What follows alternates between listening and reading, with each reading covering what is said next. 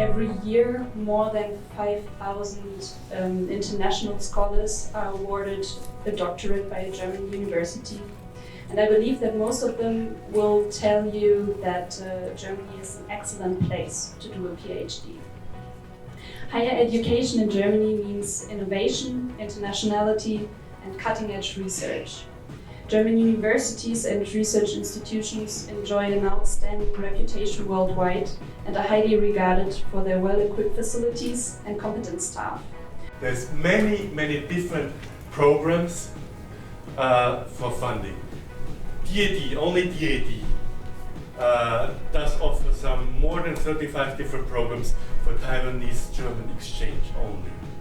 Altogether, I don't know how many different programs, how many hundred different programs we have.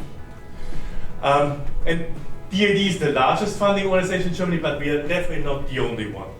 There's many different programs. You remember all these different logos I showed you. All these institutions maybe also funding programs. So anyway, these funding programs, they are different periods of time. You can have short-term funding, mid-term, short-term is usually up to half a year, so just a research visit to Germany. Mid-term, so usually it's around 10 months, 1 year, more or less, or your whole PhD is funded in Germany.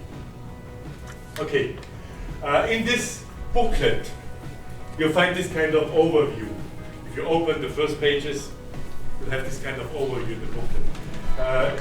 It helps you. Duration, complete doctorate or just a short research stay. Type of funding, is it a grant, scholarship, or is it actually a work contract? Work contract is a little bit different. It means that you're actually employed by your institution. You get a working permit, your visa status is a worker actually, and you're employed, so you get regular income. Every month you get regular income. Then of course I have to advertise our most important PhD funding program by DAAD. You have to upload all your documents, all your research proposals online. You already have to have identified your German professor. The German professor already has to have given you an offer. So very early on you have to already finish all your documentation. You already have to identify your professor and you have to apply with DAAD. It's a great scholarship, and I explain how it works, because there's also some misunderstandings. It works as a basic scholarship on 1,200 years. So no matter what, every month you get 1,200 years. So average living cost in Germany, 850 euros, but that should be sufficient. And then DAAD individually decides on your special needs. If you have special research needs, you have to go to other countries to proceed your research. You can get additional funding. No matter what, you'll get a very good health insurance, a private health insurance, which is already very worthwhile. For free, DAAD pays for it. Usually, very often young PhD researchers, they tend to already have a partner, maybe you are married, maybe you even have children. DAAD can support your spouse or your living partner with an additional living cost, enough money for a second person to live in Germany. So on top of the 1,200 euros, you can get additional support by DAAD. That's how this program works. All right. So the Humboldt Foundation, like the DAAD, are two very resourceful and generous foundation, and their mission is to support international exchange. And there is a division of labor between the two foundations. The DAAD in general supports students, and the Humboldt Foundation supports scholars who have received their PhDs. And why do we want to do research in Germany? Because we want to do where the best science is. And as Dr. Goldberger just said, there are 2 Nobel Prize winners from Germany this year. If I would like to apply the scholarship, should I have the admission of the hosting first if I would like to apply the postdoc? Yeah. Or should I apply the scholarship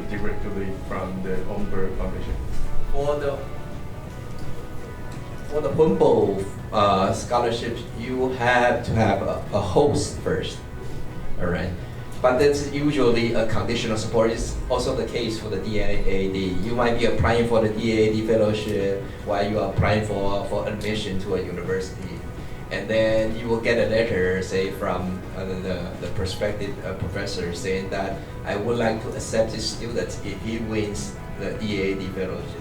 Or for the Humboldt fellowship, and again, you will get a letter from the prospective host that if this scholar wins the Humboldt fellowship, I would very much like to host him. I think it's usually the way it works. You get a conditional support.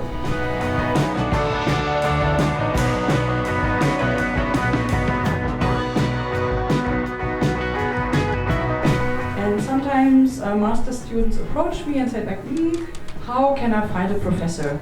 So we have very, very, very detailed information on the website about each professor and her or his field of research. So if you not only have a look at the website in general, but you can find the publications of each professor, what they published, so maybe you can read and see if the field of research you're interested in is the same as a professor is doing. And don't just drop them an email and say, hi prof, I want to be a PhD student. They will never answer. They get tons of emails like this. So it should be like, you should do a lot of research before and check out that you will find the right person, address him or her personally, and explain very much in detail why the professor should take you as a PhD student.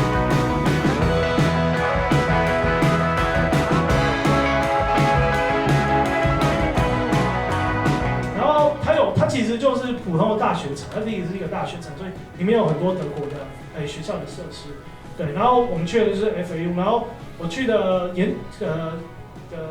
实验室是 machine learning， 跟它的实验室的名称叫 machine learning and data analytics， 就是做 machine learning 的。但是我其实是做医学工程的，所以其实我是去跟他们合作，在医工上面，在computer science 上合作。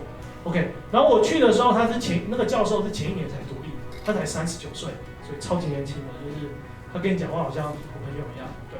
然后他是一个教授，一个实验室，但是他有30个 PhD 的学生，所以你应该知道，就是我们如果在台湾，你可能一个系的博士生可能就这么多啊，我不知道，就每个学校不一样，但是他一个实验室，然后我昨天去看他实验室有50个，所以就是我不知道为什么可以这么多的 PhD。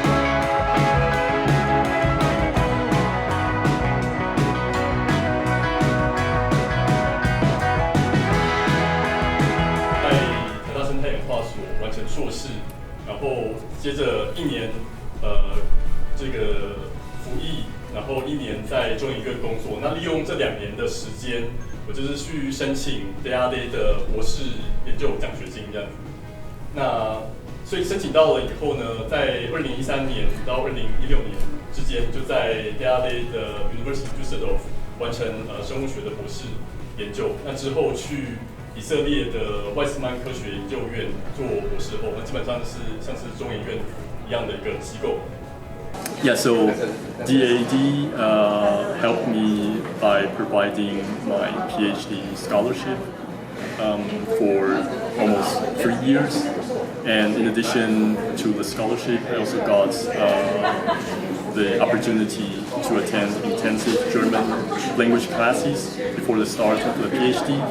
So with that, I could really advance my German skills, which really helped a lot with my living in Germany.